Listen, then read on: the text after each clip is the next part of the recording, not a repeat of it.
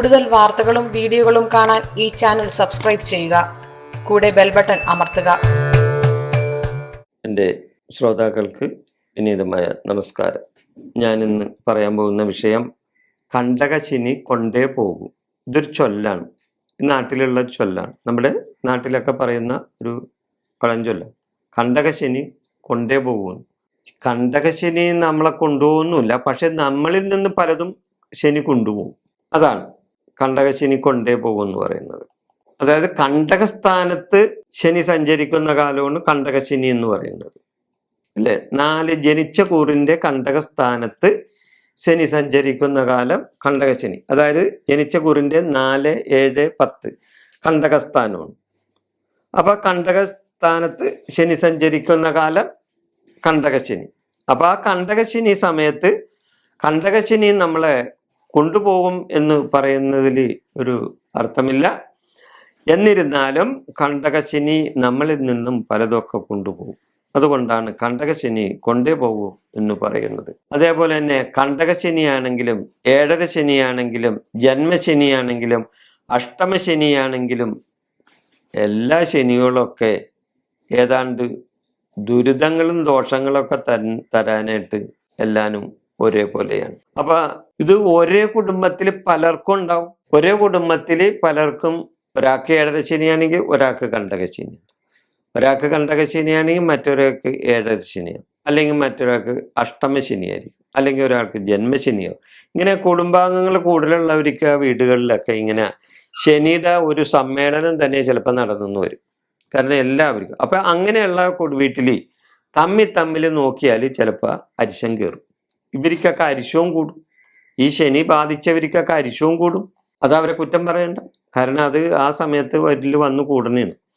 അപ്പൊ അങ്ങനെ പല വിധത്തിൽ ഈ ശനിയുടെ ദോഷങ്ങൾ നമ്മൾക്ക് ഏക്കേണ്ടി വരും. തൊഴിൽപരമായിട്ട് നമുക്ക് ദോഷങ്ങൾ വരും. സ്ഥാനമാനങ്ങൾ നമ്മളിൽ നിന്ന് പോകും. ചിലപ്പോൾ സ്ഥാന മാറ്റങ്ങൾ ഉണ്ടാവും. ജോലി ചെയ്യുന്നവർക്കൊക്കെ ചില ദോഷങ്ങളൊക്കെ വരും. അപ്പൊ സ്ഥാനമാനങ്ങൾ നമ്മളിൽ നിന്ന് പോകാനുള്ള സ്ഥാനങ്ങളുണ്ട്. തൊഴിൽപരമായിട്ടുള്ള ദോഷങ്ങളുണ്ടാവും. അതേപോലെ തന്നെ അപവാദങ്ങൾ കേൾക്കാനൊക്കെ ഇടവരും. അപവാദങ്ങൾ നമ്മൾ ചെയ്യാത്ത കുറ്റത്തിന് നമുക്ക് കുറ്റം ഏൽക്കേണ്ടതായിട്ട് വരും. അതുകൂടാതെ കയ്യിൽ നിന്ന് കാശ് നഷ്ടപ്പെട്ടു പോകും. ധനപരമായിട്ട് നഷ്ടം ഉണ്ടാവും. പിന്നെ ചില ചീത്ത കൂട്ടുകെട്ടുകളിലൊക്കെ ചെന്ന് ചാടാൻ ഈ കണ്ടകശനിക്കാലവും ഏഴര ശനിക്കാലവും ഒക്കെ നമ്മൾക്ക് വന്നുകൂടും. ചീത്ത കൂട്ടുകെട്ടിലൊക്കെ ചെന്ന് ചാടും. അതുകൂടാതെ പരസ്ത്രീ ബന്ധം, പരപുരുഷ ബന്ധം, ഇങ്ങനെയൊക്കെ ഈ കണ്ടകശനിക്കാലത്ത് വന്നുകൂടും. അങ്ങനെ പല വിധത്തിലുള്ള നമ്മളിലുള്ള ചില നന്മകൾ കണ്ടകശനി നമ്മളിൽ നിന്ന് കൊണ്ടുപോയിട്ട് ചില തിന്മകൾ നമ്മൾക്ക് കണ്ടകശനി തരും.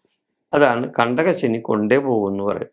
അപ്പൊ നന്മയൊക്കെ കൊണ്ടുപോയിട്ട് ചിലപ്പോൾ തിന്മ നമുക്ക് കിട്ടും. പിന്നെ ശനി ഇങ്ങനെ ഇരുന്നാലും ചില നല്ല കാര്യങ്ങളും ശനി നമുക്ക് തരും.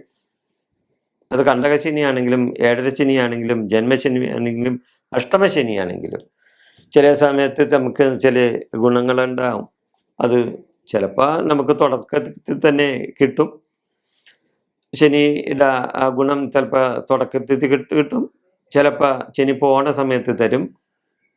അല്ലെങ്കിൽ ശനി തുടങ്ങുന്ന സമയത്തൊരു തട്ട് തരും, പോണ സമയത്ത് നമുക്ക് ഗുണം ഉണ്ടാക്കി തരും.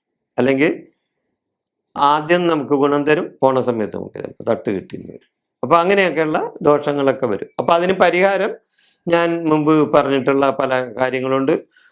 നീരാഞ്ജനം കത്തിക്കുക, ശനീശ്വരനെ പ്രീതിപ്പെടുത്തുക, എള്ളുതിരി കത്തിക്കുക, ഇങ്ങനെയൊക്കെ ചെയ്യുമ്പോൾ ദാനധർമ്മങ്ങൾ ചെയ്യുക, വൃദ്ധരായവരെയൊക്കെ സംരക്ഷിക്കുക, അവർക്ക് ഭക്ഷണം കൊടുക്കുക, കാക്കക്ക് ഭക്ഷണം കൊടുക്കുക. ഇങ്ങനെയൊക്കെ വരുമ്പോൾ ആ ശനീശ്വര പ്രീതി നമ്മളിലെത്തും.